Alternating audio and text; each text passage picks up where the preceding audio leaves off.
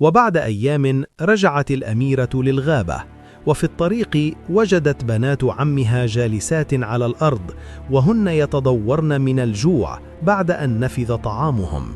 ولما رأتهم الغولة كشرت عن أنيابها وقالت: لقد وقعتم في قبضتي وسأطبخكم الليلة. بدأت البنات بالصياح وترجين مبروكة أن تسامحهم، فقالت للغولة: بإمكاننا أن نتركهم لخدمة الدار وحرافة الحقل. رد الولدان نعسان وسعفان: أنت طيبة القلب وأمنا معها الحق في قتلهم. لكن الأميرة بدأت تبكي، فرقت لها الغولة وقالت: حسناً، سأتركهم يعيشون، لكن لا أريد رؤيتهم هنا، هيا أغربوا عن وجهي. وفي أحد الأيام ضاقوا بها ذرعاً، واتفقوا على التخلص منها لعل أحد الذئاب أو الضباع يأكلها فيستريحون منها، ويبقى الاهتمام والإعجاب لهم فقط. فدعوها للخروج إلى الغابة للفسحة وجمع التوت البري، وعندما وصلوا قرب الأشجار قالوا لها: خذي هذه السلة واملئيها بالثمار، أما نحن سنجلس هنا نجهز الطعام وبعد ذلك نناديك. بدأت الفتاة تجمع التوت وتغني حتى امتلأت سلتها، وحين عادت لم تجد لا البنات ولا العبيد، فأخذت تبحث عنهم وتنادي بأعلى صوتها، لكن لا مجيب، فشعرت بالخوف وجلست تحت شجرة صغيرة لعل أحدا يجيء لأخذها. ومر الوقت وبدأ الظلام ينزل، وهنا فهمت أن بنات عمها احتلن عليها لتضيع في الغابة وتموت، فوضعت يديها على خدها وشرعت تفكر في حل لهذه الورطة، ولم تكن تتصور أن تعمي الغيرة أقرب الناس إليها. ثم شرعت تجري في الغابة يمينا ويسارا تبحث عن مخرج أو تجد أحدا بالقرب منها ينقذها. وأثناء جريها لم تنتبه لبئر قديم فسقطت في البئر، وأصبحت في مشكلة أكبر، وقالت: ويحي، إن لم أخرج من هنا سأكون فريسة سهلة لوحوش الليل. وبعد وقت قصير مرت أمامها غزالة، فصاحت الفتاة وطلبت منها أن تخرجها من البئر مقابل إعطائها ودعة من قلادتها، لكنها أدارت رأسها ومشت. ثم مر بها أرنب جبلي كبير ونظر إليها، فطلبت منه أن يخرجها مقابل أن تعطيه القلادة. فقال لها الأرنب: لا أريد شيء، لكنني لا أستطيع إخراجك من هذا المكان. ثم تركها ورحل. وبينما هي كذلك سمعت أقداما تتحرك فوق الأرض، فصرخت وصاحت لعل أحدا ينقذها. وفجأة ظهر ولدان توأمان، لكن منظرهما بشع، فعرفت أنهما غولين صغيرين، وأخذا ينظران لقلادة الودع على صدرها، فقالت: سأعطيها لكما مقابل إخراجي من البئر. فوافقا على ذلك، ثم ألقوا لها حبلا لتربطه في وسطها، ثم شدوا الحبل وأخرجوها وأخذوا القلادة وفرحوا بها كثيرا. ثم قال لها أحدهما: أنا سعفان وهذا أخي نعسان، لكن ماذا تفعلين وحدك هنا في هذا الظلام؟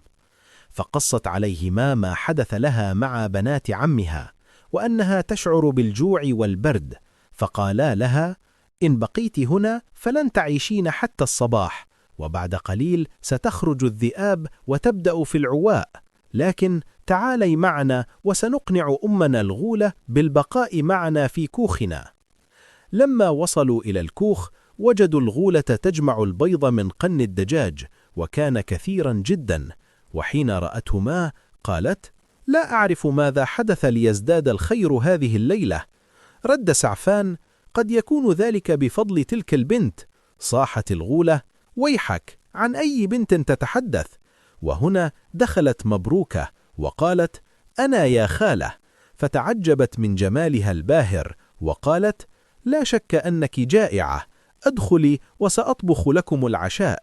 فجلست حول الطاولة مع الولدان اللذان كانا يختلسان النظر إليها ويبتسمان. بعد قليل حضر الطعام فتعشوا وناموا. وفي منتصف الليل جاء الغول، وما إن دخل حتى شم رائحة آدمي، فسأل امرأته إن كانت قد اصطادت أحدا، فقصت له حكاية الفتاة وقالت له: لن نأكلها وسأربيها كابنتي. حك الغول رأسه وأجابها: لم نذق اللحم منذ مدة، والطرائد قليلة في الجبل. لكن الغولة ألحت عليه فقال: حسنا يا امرأة، لكن على شرط أن تأتي برزقها. وفي الغد خرجت البنت أمام الكوخ وأخذت بصلة وحبة طماطم وجزرة، ثم زرعتهم وصبت عليهم الماء. وفي المساء أطلت الغولة من النافذة فرأت النباتات الخضراء منتشرة قرب الكوخ، فأصابتها الدهشة وتساءلت كيف حصل ذلك، فلم يكن هناك شيء هذا الصباح. ولم تمض سوى بضعة أيام حتى ظهرت حبات الخضار، وفرحت الغولة وزوجها، وكثرت الغزلان في الغابة، وصار الغول يصيد منها، فصح بدن الفتاة من أكل اللحم، وتعلمت الصيد، ولبست الجلود، وأعجبتها تلك الحياة، ولم يكن يؤلمها سوى غياب أبويها. وفي أحد الأيام ابتعدت كثيرا عن الكوخ، فرأت راعي أغنام يمر أمامها بقطيعه، فطلبت منه إعطاءها عنزة صغيرة لتربيها، فهي تشتهي الحليب، لكنه قال: كان بودي ذلك، لكن كما ترين أنا راع فقير، ومنذ اليوم الذي اختفت فيه مبروكة لم نرى مطرا ولا خيرا. أجابته: لا عليك، ارجع غدا وستجد الطعام لماشيتك. أراد الراعي أن يسألها من هي، وإن كانت جنا أم إنسا، لكنها اختفت بسرعة بين الأشجار. وفي الغد عاد الراعي إلى الغابة وتعجب لوفرة الحشائش، فقال: هذا غير معقول، إنها الأميرة مبروكة، كيف لم أفطن إلى ذلك؟ فرغم سوء مظهرها فهي جميلة جدا. ولما رجع إلى المدينة انتشر الخبر حتى وصل إلى السلطان، فقرر الذهاب إلى الغابة للبحث عن ابنته، لكنه بحث عنها في كل مكان ولم يعثر عليها، فحزن وزاد به الغم، ولم يكن يعلم أن أرض الأغوال مسحورة. ولما سمعت بنات العم الثلاثة أن مبروكة لا تزال على قيد الحياة خافوا من افتضاح أمرهم، وفي الليل أرسلوا أحد العبيد للراعي فقتل نصف القطيع، وكتب على الحائط تهديدا بقتل ما تبقى. إن تحدث مرة أخرى عن مبروكة، فخاف الراعي وقال للناس أنه ليس متأكدا، وقد تكون الفتاة التي رآها من الجن. وفي أحد الأيام خرج ذلك الرجل للرعي كعادته، وفجأة جاءته مبروكة، وكان معها الغولين سعفان ونعسان، فحاول أن يبتعد عن طريقها، فقالت له: ويحك يا رجل، هل هذا جزائي على الخير الذي أعطيته لك؟ أجابها: بسببك خسرت 10 عنزات، ولن أستطيع التحدث معك. ثم دفع ماشيته وابتعد وهو ينظر خلفه. قالت مبروكة للغولين: أنا متأكدة أن بنات عمي هم من فعلوا به ذلك، وأنا لا آمن على أبي وأمي من شرهم، وقد حان الوقت لأعود للقصر وأخبر الجميع بما يحدث. قال الغولين: لن نتركك وحيدة. فقالت: لا تقلقاه، سأخبر والدي أني بخير، وأتفق معهم على أن يأتياني لرؤيتي، فالغابة أصبحت بيتي، وأنتما أخواي.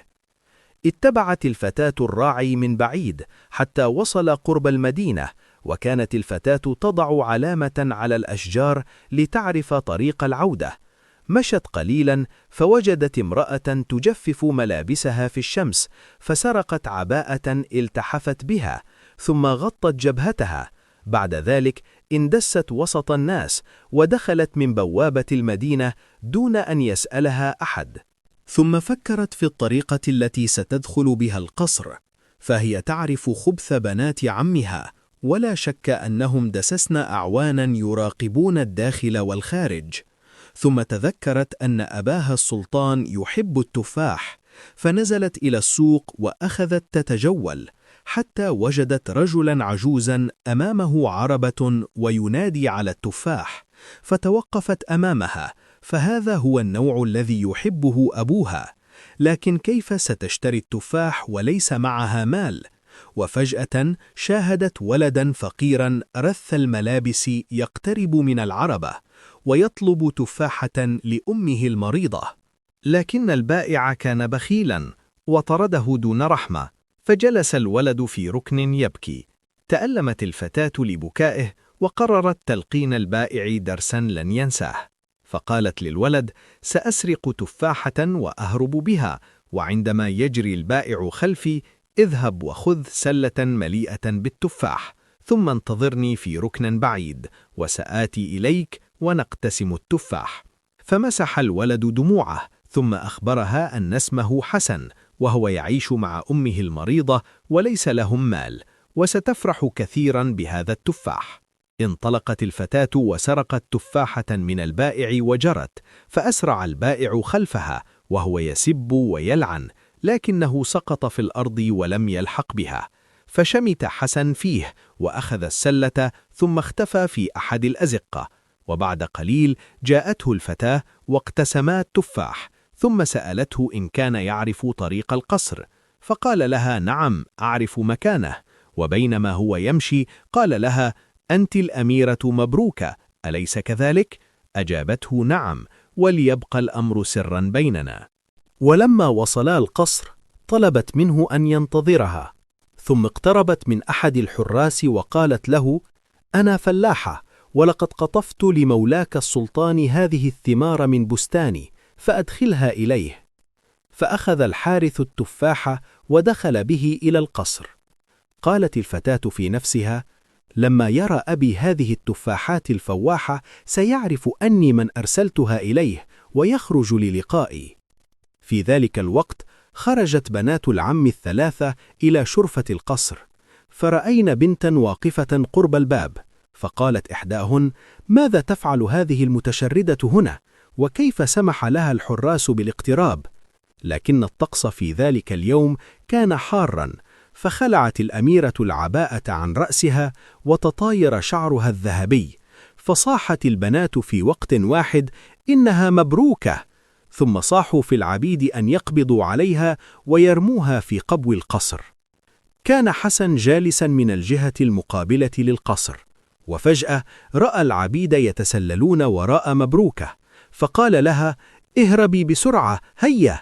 فأسرعت الفتاة بالجري وانطلقوا وسط الأزقة، وحين كاد العبيد يلحقون بهما أمسك حسن يدها وأدخلها أحد البيوت وأغلق الباب، ثم نظر من ثقب الباب فوجدهم يبتعدون. سمعت الفتاة أنينا خافتا، ولما التفتت رأت امرأة طريحة الفراش وقد علا وجهها الشحوب، وقالت بصوت خافت: حسن، هل هذا أنت؟ فجرى إليها وقبل رأسها وقال لها: نعم يا أمي، والفتاة التي معي هي الأميرة. ثم أخرج لها تفاحة وقال لها: كلي يا أمي. قالت المرأة للفتاة: اقتربي يا ابنتي لكي أراك. فعانقتها الفتاة وقبلتها، وفجأة جرت من عينها دمعة كبيرة كأنها لؤلؤة سقطت في حلق المرأة المريضة. لم يمض وقت طويل حتى نهضت أم حسن من الفراش وقالت: هذا غريب، فلقد انتهى الصداع وخفت الحمى. وفرح لما رآها بأتم عافية، فمنذ مدة لم يذق الطعام لشدة مرضها، وعرف أن شفاءها هو بفضل تلك البنت، وهي تجلب الخير لكل مكان تذهب إليه، ولم يكن يصدق ذلك حتى رآه بنفسه. أما السلطان فلما دخل عليه الحارس بالتفاح قال له: إن لم تخبرني من أعطاه لك ضربت عنقك. رد الحارس: إنها فتاة فقيرة زرقاء العينين، وهي عند الباب. فقال له السلطان: هيا بنا نسرع، فالتي قابلتها هي الأميرة مبروكة. سأله الحارس بدهشة: ولماذا لم تدخل يا مولاي؟ قال السلطان: من المؤكد أنها خائفة من شيء ما، وسنعرف ذلك في أوانه. وحين وصلا إلى الباب لم يجدا أحدا، فسألا الحرس عنها، فأخبروهم أنها هربت مع ولد في مثل سنها، وأن البعض من الحراث كان يطاردها. صاح السلطان: ابنتي في خطر، لا بد من العثور عليها.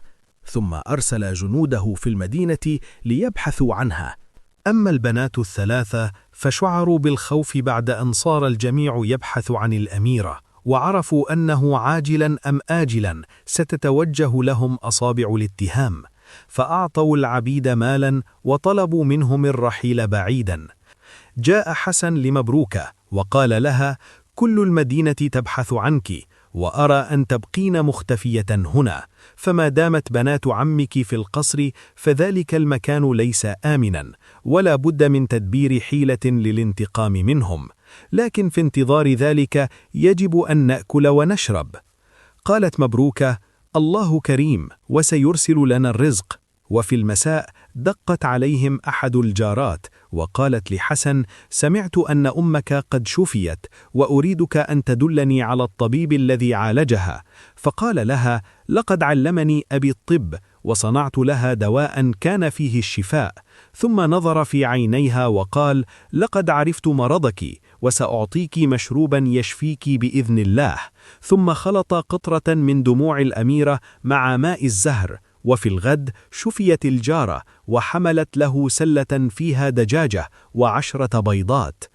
سمع الجيران بحسن وصاروا يجيئون لداره ليعالجهم من أي مرض، وهم يعطونه هدايا وطعاما كثير. وأصبحت أم حسن تبيع ما زاد عن حاجتها، وأصلحت الدار وفرشتها بالزرابي.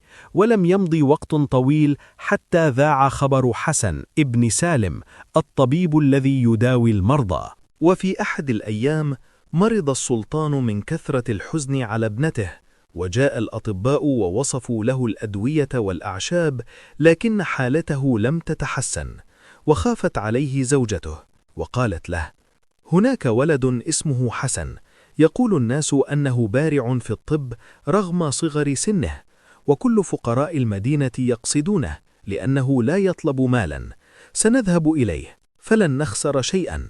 أجاب السلطان: لن ينفع شيء، فلن أشفى إلا عندما أرى مبروكة، لكن لا مانع أن أرى ذلك الولد، فلن نخسر شيء. تنكر السلطان وزوجته لكي لا يعرفهما أحد، ثم ذهبا إلى منزل حسن. كان هناك حشد من المرضى أمام الباب، فلم يجد السلطان بدا من الجلوس والانتظار في الحر، لكنه صبر وأخذ يستمع إلى ما يقوله الجالسون إلى جواره. قال أحدهم للآخر: عندما كنا نمرض لا نجد علاجا، ولا أحد يهتم بنا، لكن الحمد لله جاء هذا الولد وعالج الفقراء، ولولاه لمات الكثيرون منا، ولقد عظم أمره وأحبه الناس. زاد فضول السلطان لرؤية حسن، وقال في نفسه: لقد أحسنت زوجتي صنعا لما دعتني للقدوم إلى هنا. وبعد ساعة جاء دوره، فدخل إلى غرفة نظيفة، وتعجب لما وجد أمامه فتى صغير السن جميل الملامح، فسأله عن مرضه، فأخبره أنه فقد ابنته الوحيدة ويشعر بالحزن من أجلها. كان من عادة مبروكة أن تنظر على حسن من شق صغير في الحائط، وتتسلى بحديث المرضى الذين يقصون حكاياتهم. ولما نظرت لأبيها عرفته رغم تنكره، وأرادت أن تجري وتدخل إليه، لكنها تريثت قليلا. أما حسن فقد احتار وسأل السلطان: كيف يمكنني أن أساعدك؟ بكى الرجل وقال: أنت يأتيك كثير من الناس وهم يثقون فيك، كل ما أريده إن تخبرني إن رأوا فتاة صغيرة زرقاء العينين تهيم على نفسها في الأزقة، سآتي إليك كل أسبوع، وإذا أخبرتني بشيء عنها سأكافئك بسخاء. ولما خرج السلطان أتت مبروكة لحسن وسألته: هل عرفت ذلك الرجل؟ أجابها: لا، فلم أره من قبل. أجابت مبروكة: إنه أبي سلطان هذه البلاد. قال بدهشة: ولماذا لم ترجعي معه فقلبه حزين عليك؟ تنهدت الفتاة ثم ردت بحسرة: بنات عمي لن يتركوني في حالي، وهن بارعات في حياكة الدسائس، ولا شك أنك تعلم هذا، ولا بد أن ندبر مع أبي خطة للإيقاع بهم. لكن الجواسيس أخبروا البنات أن السلطان يذهب إلى ولد يقال أنه ماهر في الطب، وهو نفسه الذي كان مع مبروكة، فأمرت البنات العبيد أن يذهبوا في الليل ويحرقوا عليهم البيت. ولما وصلوا إلى البيت أشعلوا النار فيه، فخرج حسن وأمه والفتاة، وقد ظهر عليهم الخوف والرعب، فأسرع العبيد وأمسكوا بهم وجروهم ليذهبوا بهم إلى القصر. لكن الجيران سمعوا الصوت فبدأوا في الجري وراءهم ومطاردتهم، فأخرج العبيد السيوف وهددوهم، فخاف الناس وتراجعوا. وفي هذه اللحظة ظهر الغولين سعفان ونعسان، وهم يحملان الهراوات الخشبية في أيديهما، وانقضوا بقوة ليضربوا العبيد، فتشجع الناس وأسرعوا لمساعدتهم، فخاف العبيد وهددوهم بقتل الأميرة إن لم يبتعدوا. وفي هذه اللحظة امتلأت السماء بالغربان التي انقضت على العبيد ونقرتهم في عيونهم، فأسرعوا بالهرب.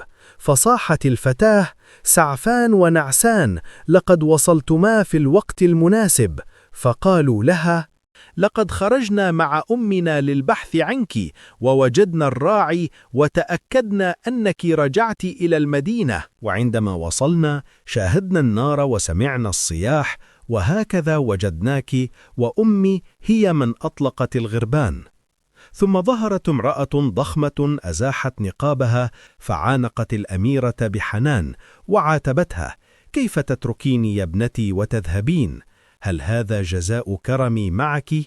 أجابت مبروكة: والله لقد اشتقت إلى والدي، وكنت أنوي إخبارهما أني بخير، ثم الرجوع إلى الغابة فهي مسكني. قالت الغولة: إذا كان الأمر كذلك فسأقودك إلى قصر أبيك، والويل لمن يعترض طريقي. سارت الجموع في أزقة المدينة، وتضخم عددهم بعدما عرفوا برجوع الأميرة، وصاروا يهتفون باسمها وهي في المقدمة مع الغولة وأبنائها. كان السلطان جالسا مع زوجته، فسمع ضجيجا في الخارج، فأطلا من الشرفة وشاهدا المشاعل والناس تأتي إليهم، وقد اشتدت هتافاتهم حتى صارت تسمع في كل المدينة.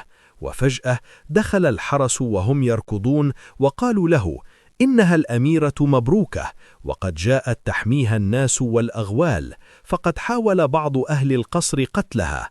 صاح السلطان: إذن ما رواه حسن صحيح، وأمر الحرس بالقبض على بنات أخيه الثلاثة وإحضارهم أمامه. لكن الأخوات لما سمعوا بقدوم الأميرة أدركوا أنه لم يعد هناك شيء يمكن فعله، فجمعوا أمتعتهم وهربوا في الظلام دون أن يشعر بهم أحد. في ذلك الوقت استقبل السلطان ابنته وحسن والغولة وولديها في مجلسه، وقصت الأميرة على أبيها ما حدث، فأتى بالعبيد وأكدوا له ما سمعه، فأمر بإلقائهم في السجن. عاد الحرس للسلطان وأخبروه أن البنات الثلاثة هربوا، فانزعج السلطان وطلب بإغلاق أبواب المدينة وملاحقتهم، لكن البنات فروا من المدينة قبل إغلاق الأبواب، وأرادوا الذهاب لضيعة لأحد أصدقاء أبيهم، لكن في الطريق اعترضهم ذئب كبير في الظلام وبدأ يعوي، فخافت البنات وانطلقوا من طريق آخر بعيدا عن الذئب، حتى وصلوا إلى غابة كبيرة كثيفة الأشجار، فتلفت البنات حولهم فقد تاهوا عن الطريق ولم يعرفوا أين هم، فقالوا: سننتظر هنا حتى الصباح. أما مبروكة فأخبرت أباها أنها لن تعيش في القصر من الآن، وتعودت على حياة الغابة والأكل مما تصطاده يداها. حاول أبوها وأمها إثناءها عن رأيها، لكنها وعدتهما بالمجيء دائما لرؤيتهما، ووعدته الغولة بالعناية بابنته، فلم يجد السلطان بدًا من القبول. وبعد أيام رجعت الأميرة للغابة، وفي الطريق وجدت بنات عمها جالسات على الأرض وهن يتضورن من الجوع بعد أن نفذ طعامهم. ولما رأتهم الغولة كشرت عن أنيابها وقالت: لقد وقعتم في قبضتي وسأطبخكم الليلة. بدأت البنات بالصياح وترجين مبروكة أن تسامحهم، فقالت للغولة: بإمكاننا أن نتركهم لخدمة الدار وحرافة الحقل. رد الولدان نعسان وسعفان: أنت طيبة القلب وأمنا معها الحق في قتلهم. لكن الأميرة بدأت تبكي، فرقت لها الغولة وقالت: حسنا، سأتركهم يعيشون، لكن لا أريد رؤيتهم هنا، هيا أغربوا عن وجهي. فأسرع البنات بالجري، ولما ابتعدوا عن المكان أخذت البنت الكبرى منديلا أبيض ثم تسلقت شجرة وربطته في قمتها، ولما نزلت سألتها الصغرى: ويحك، لماذا فعلت ذلك؟ فقالت: يا لك من حمقاء، هذه علامة لنرجع مع عدد كبير من الصيادين والكلاب لقتل الغولة وأولادها، وكذلك مبروكة. ردت الصغرى: ألم يكفي ما حصل لنا بسببها؟ لندعها وشأنها، ثم أنسيتم أنه لولاها لأكلتنا الغولة وأولادها؟ لكن إخوتها غضبوا منها وضربوها، فهربت منهم ودخلت الغابة.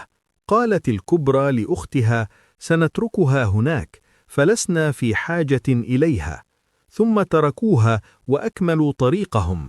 ولما وصلوا إلى أرض صديق والدهم أخبروه أن الأغوال هاجمتهم وخطفت أختهما مريم، فذهب الرجل إلى أهل القرية التي بجواره وطلب معونتهم لإنقاذ البنت المخطوفة وقتل الأغوال التي تسكن الغابة. فتجمع الصيادون وجاءوا بالكلاب، وقادتهم البنتان إلى المكان الذي وضعتا به المنديل. وبعد 3 أيام وصلوا إلى هناك، ودخلوا وسط الأشجار، وقد علا نباح الكلاب. لما وصل القوم إلى دار الغولة لم يجدوا أحدا، فقالت البنت الكبرى لأختها: لقد كانوا ينتظرون قدومنا، ويبدو أن تلك الشريرة مريم أخبرتهم بما عزمنا عليه، والويل لها لو قبضنا عليها. ولم يمر وقت طويل حتى سمعوا صوت بوق، وصاح أحد الصيادين: جيش السلطان يقترب، علينا أن نبتعد من هنا. قالت الأختين: أرجوكم، أختي الصغيرة في خطر. لكن الصيادين هربوا، ومعهم الرجل صاحب الضيعة. ومن بعيد شاهدوا الجيش وأختهم مريم ومعها سعفان وهو يمسك بيدها. توقف الغول الصغير وقال للبنت: شكرا لك على إخبارنا بمكيدة إخوتك، والآن تعالي إلى المغارة التي اختفت فيها الأميرة مع نعسان، ونخبرها أن أباها جاء لإنقاذها. كانت الأختان تستمعان لما يقوله الغول، ثم مشوا وراءه ببطء حتى علموا مكان الأميرة، وشاهدوها تطل برأسها من شق وسط الصخور، فأمسكت كل واحدة منهم بعصا وذهبوا لضربها. لكن فجأة ظهرت الغولة خلفهم وقالت لهم: أنا هنا يا بنات. ولما التفتوا خلفهم شاهدوا الغربان تطير نحوهم وتنقض عليهم وتنقرهم في عيونهم، فهربوا بسرعة وهم يصرخون، فقد أصيبت عيونهم ولم يستطيعوا الرؤية. فقالت الغولة: هذا جزاؤكم، فلقد أعطيتكم فرصة لتبتعدوا من هنا، لكنكم أصريتم على الخيانة، وحتى أنا وأولادي لم نسلم منكم، والآن ستهيمان في الغابة حتى تأكلكما الذئاب والضباع. يا لكما من بنتين لئيمتين لا تستحقان شيئا من الرحمة. بعد قليل جاء السلطان فعانق ابنته وهنأها على سلامتها، ثم نادى حسن وقال له: سأزوجك ابنتي وتعيشون معي في القصر، وسأهيئه لكم ليكون مثل الغابة، وأملأ حدائق القصر بالظباء والأرانب البرية، وأبني لكما كوخا تعيشان فيه، وأيضا واحدا للغولة وولديها، وسأعطيها قدرا كبيرة لتطبخ فيها طعامها، وربع ثور كل يوم مؤونة لها. بعد ذلك نظر لابنته وسألها: ما رأيك في هذا الحل؟ فأنا لن أتركك وحدك بعد اليوم، ولا أضمن أن يتكرر ما جرى لك. فكرت البنت قليلا ثم قالت: لا بأس يا أبي، فحدائق القصر واسعة ومليئة بالأشجار. كانت الغولة أيضا موافقة، فهي سترتاح من عناء الصيد كل يوم. ثم ذهبوا جميعا إلى القصر، وعاشت الأميرة في سعادة مع زوجها حسن وسط حدائق القصر التي تحولت لجنة جميلة لكثرة الأشجار والحيوانات والطيور. انتهت الحكاية. من وصل معنا إلى نهاية القصة صل على النبي محمد في التعليقات، وإلى اللقاء في القصة القادمة.